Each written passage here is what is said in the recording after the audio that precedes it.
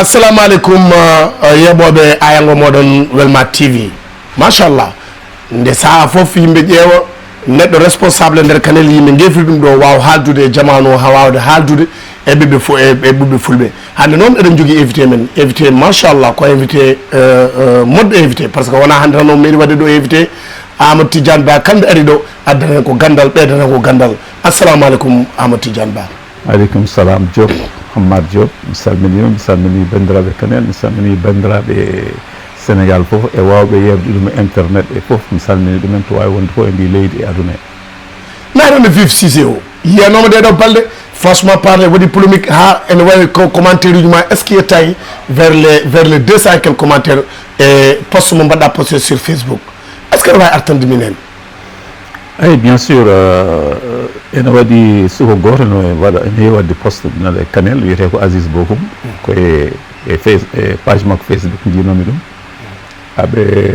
Kanel naaɓe une partie de Kanel wa ene mbaɗi réunion à Dakar quelque part à Dakar ene kaala wonde ene jiiɗi arde ɗo e pour développement Kanel eyi e nder hen noon wonko miijimi hen noon mbanmi page Facebook o e nder hen noon kamɓe certaines personnes mi haalata inde ɗe mbaɗi réagir no mbaɗi réagir ni kadi ganduɗa hoore ma koye émotivement émotionnellement ene mbaɗa condamné ko kalme ɗum ko kalme poste ko. Mais pourquoi ce commentaire ou bien pourquoi ce poste mo mbaɗɗa hol probléme o ha hande mbaɗɗa oɗon posté pour andinde yimɓeɓe kam démarche mo mbaɗa o jaadani e démarche Kanel naaɓe? par ce que min mbiɗa sikki toon e Kanel naaɓe aussi mbiɗa sikki kadi mbiɗa yanana kadi so neɗɗo no haala probléme uji Kanel foti d' abord ko arde e Kanel naaɓe ko ɗo e nder Kanel foti waɗede discuté ce probléme là kala jogui tan gandal miijo moƴƴo pour min e haqqillam e ɗum ɗo am ko yoɓe gar ɓe jetto Kanel to kalinaɓe gonɗo debbo e gorko suka e mawɗo ɓe gara mais joɗade banggoɗo ene fewjana Kanel pour min fewintaki les Kanelois sont les plus intéressés donc Kanel c'est à 4h 5h de temps de Dakar pourquoi ne pas préparer une réunion générale ɓe gara ɗo ɓe gadde miijoji mabɓe so taw ene moƴƴi bisimilla ɓe dawa hen so taw aussi wonno way goto fof haala hen miijo mum et pourtant ɓe mbi koɓe Kanel naaɓe comme no yimɓe foof ni pourquoi pas kamɓe ɓe ƴetta responsabilité mabɓe ɓe pewnana Kanel naaɓe gara tawtaɓe eyi kam goto fof Kanelnajo ka Kanelnajo komo Kanelnajo goto fof yetti ko ƴiƴam mum kamɓe aussi ko Kanelnaɓe ko ƴiƴam mabɓe wona ɗon woni débat o so taw eɗen kaala haala Kanel so taw en jiiɗi fewnude Kanel pewnirten Kanel koye yimɓeɓe foof kalden yimɓeɓe foof wona Dakar tan joɗen Dakar ko une partie de Kanel woni hen hay ɗum aussi wona hay ko oɗo ƴettere oɗo ƴettere mo représenté mais so taw ɓe garini ɗo hannde ɓe jooɗima ɓe tintini wuuro ngo waɗama galle to heewi waɗede ɗo walla waɗama banggue goɗɗo yimɓe fof gara daro mais je crois que ɗum ɓuuri wonde important pourquoi décider à Dakar ce qui est bon pour Kanel. Kamil paraît que le 29 koɓe aroɓe wadde rencontré Kanel naaɓe bisimilla mabɓe enen fof nden et donc addiɓe ko wawde haaldude ɓiɓɓe Kanel naaɓe e Kanel naaɓe mais yiyanoma ha débat o yaade commentaire réaction commentaire wiide ko l' affaire c'est typiquement politique an est ce que yihen politique ma ala yiyan hen politique? bon min mbiɗa wawi yiide hen politique goɗɗo ma yiide hen politique comme goɗɗo kadi wawi yiide wasiide hen politique sa jiiɓima tan ko yimɓe paamani sino arini ɗo ɓe kaalino hay goto watta hen décipitation comme ni min de so taw mbiɗa dari noon mbiɗa ɗumin mami waɗa hen intervention comme an mbaɗa intervention sa famani pamneɗa mais so taw koɓe joydito ko ɓe kaala ko nan Allah walla ganduɗa hoorema mbaɗa an e hoorema tawde an tu manque d' information sur ça aɗa andi acteur uji wonɓe hen ɓe oɗon gandir onon foof enen foof eɗen gandidiri te wonko ɓenni ɗo henne waɗa ɗo e nder Kanel ha oñi waɗi hen probléme uji donc an aɗa wawi wiide e hoorema wonko woni hen il y a quelque chose qui est sous-jacent là-dedans an e miijuma min ko noon miijirin par ce que min nawi ɗum ko banggue politique so taw noon wona banggue politique soɓe gari ɗo ɓe kalni yimɓe yimɓe fof paami ene wawi yimɓe fof yimɓe ndewa hen wonɓe wawɓe rewde hen nde hen so taw aussi yimɓe paamani so taw ɓe mbawi famɗide yimɓe so taw yimɓe jaadani hen aussi mbima mi jaadani hen ɗum fof noon ko par ce que ko l'éloignement waɗa ɗum waɗa interprétation ngaji mais so ari no yim fof joni ɗo ko Kanel naaɓe ko ɗo fuɗɗi fewjede mais je crois que alta waɗo probléme par ce que añi probléme uji ngam Amadou Tidiane ma jaabo noddugol mabɓe le 29 pour wawde haaldude mabɓe pour wawde encore fammindeɓe démarche mabɓe o kala ko waɗi intéressé Kanel waɗi kam intéressé waɗi intéressé Kanel najo soɓe ngari ɗo soɓe noddi kam soɓe noddari kam c'est pas important somi nani ko hunde waɗi discuté e Kanel e nder Kanel mi yahat machallah ɗum noon wonno ko vif sujet tan tokosomo yimɓe guddino parenthèse par ce que page Facebook oɗon jeehe sur Facebook mon taw toon à chaque fois waɗa réagir sur Kanel et sur environnement et sur politique d'une manière générale kono ɓe garte ga e vif mo anduma foof ande han ka neɗɗo PDS artan min holko gonɗa e PDS au niveau du département ɗo e nder Kanel komi woni président section communale PDS mo Kanel au niveau du département et fédération PDS mo département de Kanel mi woni le président des cadres du département de Kanel et nder PDS au niveau de Dakar dans le bureau du FNCL woni les cadres du parti du PDS mbiɗa jogui aussi ganduɗa hoorema fonction ji donc fonction aussi baɗɗo important baɗɗo intéressé domaine mo gandumi o woni projet ji donc division département des projets travail et tout ça ɗum ɗo min aussi ko min woni min premier secrétaire adjoint e nder hen PDS won koye majjude mala PDS holto woni mala PDS majjani et non sa imarte oɗo question pourquoi PDS won koye majjude par ce qu'on ne voit plus les activités du PDS ko tagui PDS woni rukku muɗum mala ko tagui PDS ene majji PDS majjani PDS il faut ne gandi ko parti ɓurɗo wadde important et implanté et dans le Sénégal et dans le Sénégal et parti du FOF. C'est un parti qui a fait 12 ans de pouvoir, presque 27 ans d'opposition. Donc, au Haldra qui est parti du gouvernement. Maintenant, quand il y a un pouvoir, ça a été pouvoir, évidemment, les gens ont tendance à aller vers le pouvoir. Même démissionner parce qu'ils n'y croient pas. Parce que nous, femmes, on a parti hokuma gedalma enderhen. Heɓa pouvoir hokkuma est ce que jaɓɓal parti o ya jaɓɓal parti ngal tagani yimɓe ɓe dogde par ce que guila ndena hannde hol leader guila ndena hannde hol jiyaɗo guila ndena hannde holto PDS woni ya tous ces questions awa paani mi waɗa terminé ko jowornomi haalde fof bisimilla neɗɗo so woni e parti ha parti heeɓi pouvoir hokkama gueɗal mum ko wayno ministère ko wayno direction ko wayno n' importe quoi aɗa tiddi hen mais so taw parti ƴiɗi parti yalti pouvoir et démocratiquement par des élections mais je crois que la première réflexion première ɗum ɗo ko onon wonɓe parti ɓe garton daroɗon liggoɗon pour retourner au pouvoir un jour mais so taw onon fof on gari ɓe taw ɗum ɗo ɓe jiitoɓe jiiga ene tenkoya banggue goɗɗi parti ji goɗɗi holko heddoro e parti he heddoro e parti he tan ko les plus sages les plus honnêtes les plus républicains ɗum noon mi wonani toon PDS de koye parti ɗi fof tout fof par ce que hande ni hay parti APR gonɗon o ayi fof mbaga joni paye kiiraye je ne sais pas quoi min garto e kiiraye jimmi ko mbaɗen focalisé sur PDS min garto e kiiraye donc PDS c'est un parti hande ene jogui ene andi to fayi sous la direction du président Karim Wade amin gandi to min payi le président le plus absent non il n'est pas absent il est absent pour vous onon ɓe jeeyata e parti ɓe mais min il n'est pas absent pour moi parce que j'ai des informations mbiɗa andi ko min goni e mum mbiɗa andi ko Karim woni e mum mbiɗa andi le travail qu'on a engagé avec le parti avec les militants dans tous les départements et les communes de Kanel et des communes du Sénégal donc min amin jogui programme men amin jogui agenda amin ñande fof noon élection waɗi maɗan ɗon tan kaani ah donc ça veut dire PDS au niveau du Fouta ene hooli hoore mum élection ngaji pas de ko local pas de ko législatif on a au niveau du Fouta au niveau du Sénégal hande so taw élection ngaji présidentielle ari Sénégal naɓe en andi qui est capable de faire revenir le pays dans son paysage d'antan. Oui, mais M. Ba, il y a de gauche à droite des démissions, des ralliements de gauche à droite. PDS, dernier hémorragie, est-ce que ma continue? Non, PDS n'a plus d'hémorragie. L'hémorragie Gassigila est en 2012, des élections de présidentielles après le pouvoir. Combien de gens sont partis? Avec la direction de Karim Wade, maintenant c'est le parti, c'est le PDS version Karim Wade qui est là. En 2023, nous avons fait une structure, une nouvelle structure, fait une rame du Inam. Quand le djibno de PDS, PDS, au Mord, au Souk, au Deb, au Gor,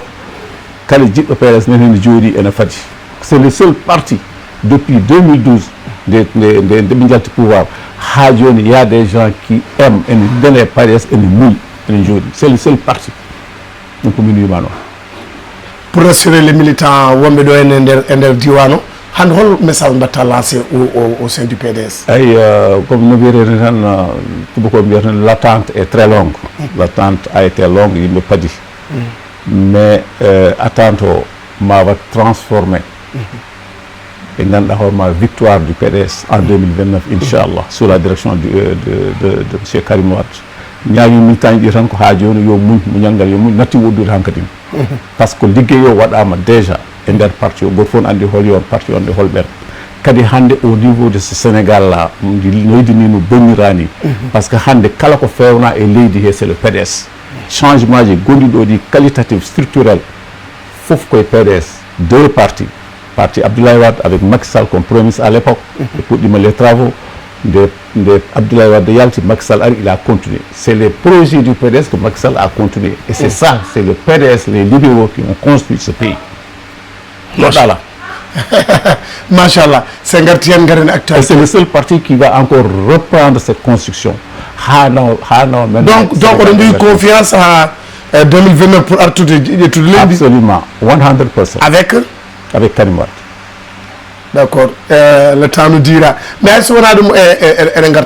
actualité du pays? Hande yam fode Diomaye pode Sonko. Quelle analyse monsieur Baye on analyse certain? C'est triste en yurmini hande to Sénégal yettido.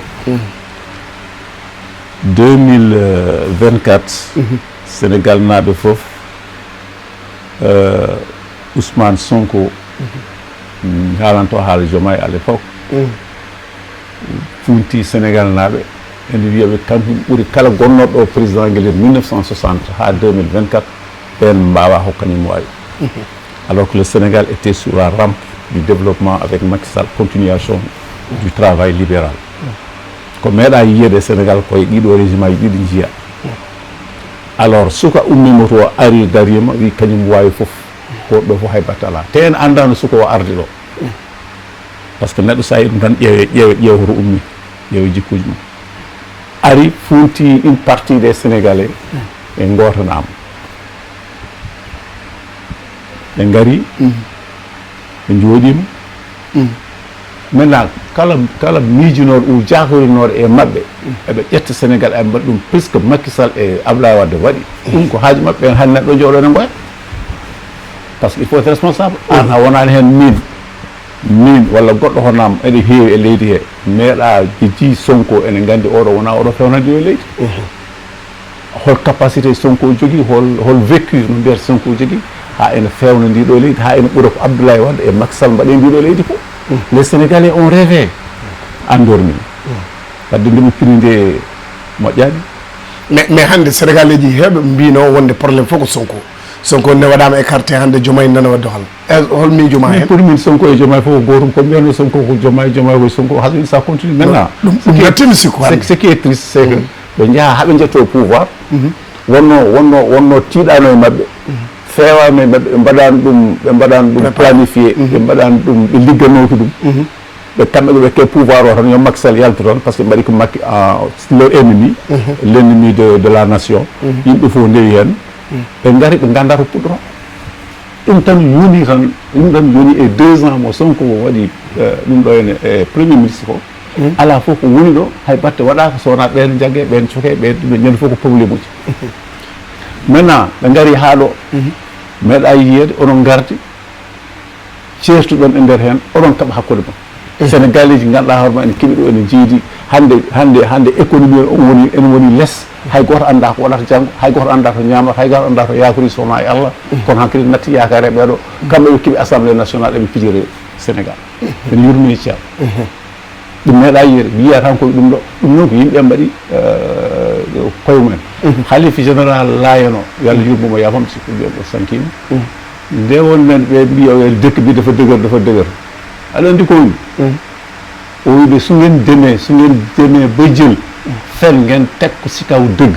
yàlla dina leen nattoo ak ñi xamati am doole di leen dóor te mun leen ci dara ɗum won ɗo c'est la conséquence, c'est un châtiment. Sonko et Diomaye, c'est un châtiment pour ce pays-là. À ce qu'on a parce que tous les anciens politiciens n'ont pas de relié au niveau de Kiray. Parce que Bembi Wande Bar Diomaye est responsable de nous. Avec Djougi Yakar, nde Diomaye 2029 ma ɓeydanode leydi ndi yeeso? sa yeehi e geejuji tubakoɓe ɗi walla ɗo ni to liɗɗi ɗi mbaɗe aweteɗo woni ɗiɗi machine aji ɗi gawata ɗo batoji pêche ɗi ene waɗi des oiseaux marins ene mbaɗa survolé par ce que ɗum ñamata koye liɗɗi he soɓe coyni bato hunde ene fooɗe tan kamɓe fof ɓe jogui ɓe gaari ɗum woni ko woni ɗo ko y a des gens kañumen dignité ɗum ɗo en fof gonda kamɓe yoɓe dañ tan hunde non est ce que ɓe ngala argument ji mabɓe par ce que ɓe mbi kamɓe zennoɓe tan ko Sonko ɓaal Sonko yeehi donc hande haɓe pelliri arde liggidade est ce que c'est pas holɓen gasata e nder Sénégal on parle même au sein de Kanel hande il y a beaucoup qui ont rallié à l'occurrence de Hamady Dieng je cite waɗi ko posté ende audioji muɗum e ɗum ɗo ɗum wonde carrément kamɓe leptunoɓe ko Sonko ko on ɓe jiiɗi ittude ɗo on hande ko on leptuno wuuro ngo ko ɗum tagi waɗi rallié Diomaye ay mais ɗum ɗon so neɗɗo darima wi ene yaaha ene Diomaye par ce que Sonko waɗani ɗum ɗo te wonno koye parti min kam cikkumi e gandalam ko neɗɗo so wonino e parti wonko dañi hen goɗɗo e goɗɗo wonko dañi hen so taw hankkadi ene parti ko outil de conquête du pouvoir no mbiyata ni so taw ganduɗa hoorema on jalti pouvoir mais hankkadi heddoto kay ko ɗon dandita ɓeyɗon darade ballon parti o e woɗɓe aroɓe hen ɓeɗon kefti pouvoir sono fof son jogui on paye pouvoir kesso te oɗo pouvoir kesso on gandi wona ɓe mbaɗani ɗo hay batte te ɓe jogata mbaɗa ɗo hay batte ɗo e 10 ans 20 ans 30 ans par ce que wona ɗum ɓe gardi par ce que pour être un homme d'état weeɓani Hamad weeɓani il faut gona honnête il faut gona travailleur il faut gona patriote ko ɗum woni liggade leydi mum muña jooɗa muña e nder tampere ha jetto ɗon taw sono gari jogui ɗon ko plan mon jogui ɗon ko ganduɗa hoorema programme on pour changer de leydi wonde patriotique changer le pays dans le patriotisme ko ɗum woni wonde ganduɗa hoorema un politicien mais à chaque fois so gouvernement change ɓen doga paye fo ɓen doga payga ɓen est ce que ɓen jogui du crédit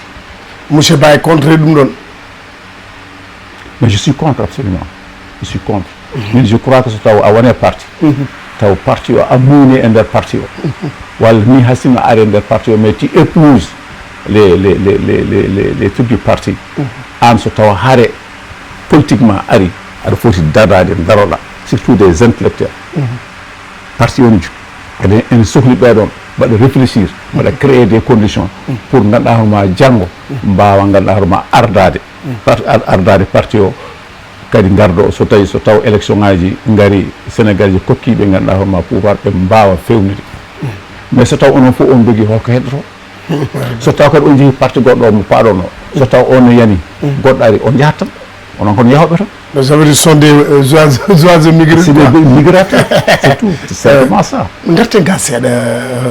Thierno Ba hande en ji local c'est pour bientôt législatif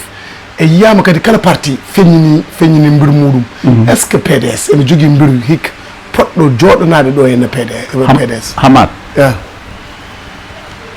en 2027 inchallah ɗo e commune de Kanel PDS sera présent te PDS heɓat candidat mum élection municipal ok départemental PDS sera présent ma dañ candidat mum maintenant PDS est ouvert à toutes les idées so tawi ɓe mbawi rendude PDS est ouvert so taw intérêt Kanel e nder woni men hen men hen o woni gonɗuɗo e Sonko o woni gonɗuɗo e Diomaye o woni gonɗuɗo e goɗɗo so taw en pamodiri eɗen mbawi yaadude so taw en pamodirani min donki famodirde hay goto PDS sera présent c'est pas la réussite qui compte mais ce qui compte c'est d'être présent dans cette lutte politique pour la conquête de la mairie et nous avons des éléments capables mais eɗen se garte Kanel seeɗa eɗen jogui hande feññi hiniɓe tan ko candidat ji sont près de 10 à 15 hol analyse ko mbaɗɗa ɗum ɗon au niveau de Kanel est ce que ko profilé Kanel ou bien est ce que ko profilé pour commune o non mais aɗa andi élection surtout joni eto gonɗen ɗo jamanu gonɗen o les gens vont vers le pouvoir parce que mbiyatan ko pouvoir o ko hen dañete woni fof ko heen dañete poste ma ko heen ɓeydoto peut être fayida ma ko heen ɓeydoto ɗum ɗo ko heen ɓeydoto mais sans pour autant présenter de programme walla de projet pour changer la ville woni ɗo woni banggue goɗɗo mais je crois que c'est ɗo ari en wi ene yiiɗi Kanel ene yiiɗi imminde Kanel taw ko c'est sincère en lui ko d'abord yo andu Kanel naɓe ko qu'est-ce qui manque ici tout manque ici finalement est-ce que tu es prêt à te battre pour essayer de transformer tant soit peu kone Kanel wona kam adda tan jooɗade le fauteuil municipal du maire après aɗa heeɓa ko poɗɗa heɓde ko aɗa jooɗo Dakar walla ailleurs walla je ne sais pas après ala ko gartirɗa e Kanel naɓe est ce que aɗa wawi artandebine bilan seeɗa gila oɗo mandat mairie est ce que aɗa wawi artandebine bilan maɓe non bilan mi watta bilan par ce que min armi ala hen bilan ko maire jooɗi ɗo waɗata bilan mum mais des analyses Kanel naɓe holno jiiruɗa Kanel guila ndena hannde non mais jiirum Kanel comme no Kanel rien n'a marché et rien ne marche de façon générale rien n'a marché et rien ne marche malheureusement machallah wonno koɗo ɓeɗen ko ceerno Amadou Tidiane Ba en jii kadi à chaque fois so ari ɗo o ɓeyden gandal machallah par ce que ko neɗɗo ene weeli jangde ne weeli ko neɗɗo mo ganduɗa hoorema jangguɗo ganduɗo andi kala ko haali ɗo foof o fawi ɗum koye dow gandal hol message mbatta lancé hande population fuurankoɓe fof d'une manière générale mbiɗo salmina bandiraɓe men Kanel bandiraɓe fuutankoɓe foof e nder mairie ji garoji ɗi e nder foof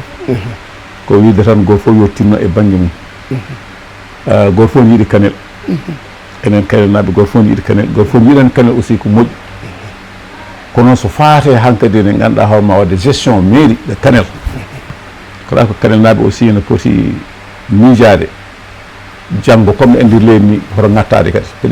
peɗeli mumen donc wasde jumde gongol kadi ha rutto kadi yomin gandano ɗum kadi Kanel naɓe ene poti rende ɗum banggueji ɗi e les autres municipalités aussi ene poti rende ɗum par ce que hande jiɗɗen ko géroɓe mairie de façon responsable de façon honnête taw ko gartirta e population he il suffit juste de réfléchir il y a des choses à faire et c'est possible de le faire ɗum noon ko goto fof e nder programme mum yaltinta minen noon so programme em yaltima mamin so ɗum yonti ma programme en ar so population yi programme o henanima ɗum ɓe goota soɓe gotani aussi soɓe jii ko programme goɗɗo henaniɓe ɓe goota ɗum kadi ala probléme ɗum koye politique tan ɗum machallah ɗum noon mbiɗe ñagoɓe kam soɓe goota kam yoɓe miijo no fewi janggo Kanel janggo sukaɓe hoto janggo kadi ɓe gartata kersa kadi dutto kadi ƴewya goɗɗo machallah yimɓe tampi machallah yo Allah walle merci Allah jarama seydi Ba